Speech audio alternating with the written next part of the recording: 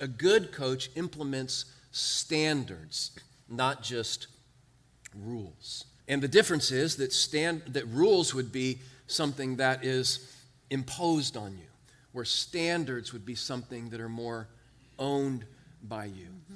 Everybody say coach.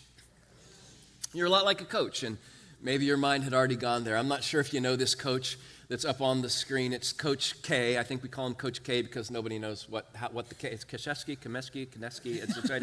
It's Coach K. Okay, he was a great coach, right, in college basketball at Duke.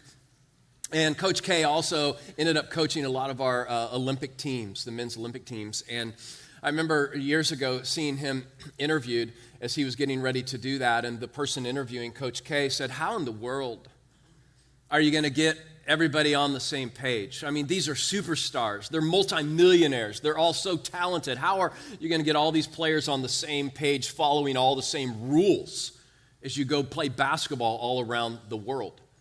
And Coach K's response was good. He said, "Oh, we don't have rules. We don't have rules with our team." And the ref was like, "Well, there's no rules." He goes, "No, we don't have rules. Here's what we did. On the first meeting we had with the men's Olympic basketball team, I pulled them all in the room and I said, here's what we need to decide. What are going to be our standards?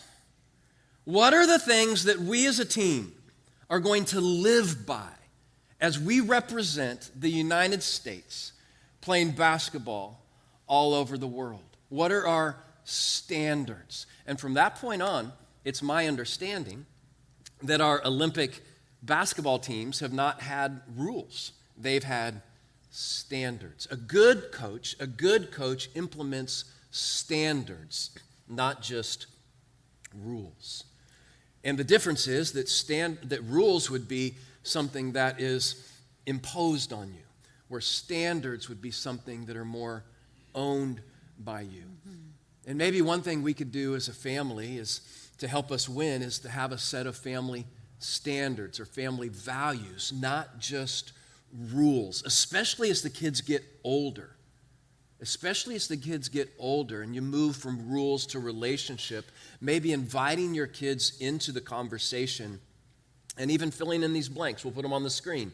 Maybe you could do this. We have a long weekend. If you still have kids in the house, we value blank because we want to be blank. We value blank because we want to be blank. Renee, kind of explain how that's played out in our life. Yeah, so think about what your family values are. If you have those set up, maybe you know them, but does your family know them? Is everybody clear on them? Maybe thinking about those blanks, how you might fill them in, what do you think your kids would say? How would they fill in those blanks? Inviting them into the conversation gives them that ownership, right? When our kids were young, we sat down and agreed upon some family values. And one of them, the way we would have filled in this blank, is we value sharing because we want to be good friends who are kind. That worked for all of us, but especially it was very kid-centered, right? We value sharing because we want to be good friends who are kind. When our kids were more in junior high, high school, we sat down again, kind of what's our most important values in this season of life? And one of the things that we agreed upon was hospitality. We value hospitality because we want our home to be a safe place where our friends can gather. That's kind of that more junior high, high school. Right now, as our kids are young adults, none of them live with us, right? We've agreed that one of our values right now is we value fun because we want to make strong memories. Whenever we get the opportunity for all of us to be back together, we want to be fully present. And we've learned that play pulls you into the present. And so we value fun with our young adults.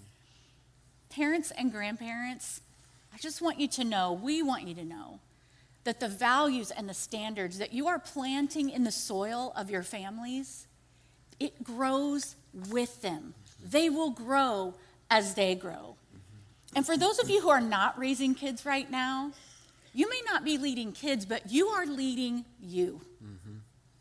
And your values and standards that you choose become a really strong filter for you to see life through and to make decisions through. And those decisions are like, who will I date? How will I spend my money? What kind of house do I want to buy? What job will I take? How will I spend my time? You filter it through those values. And Todd and I took some time this week to come up with a resource that we would love for you to have. It's really just 4 questions to help you come up with what your family values are, to invite your kids into the conversation, to lead yourself into really knowing and naming and living by your values and standards. And we're going to have these available out at the Connection Center if you want to stop by and say hi and pick up that resource.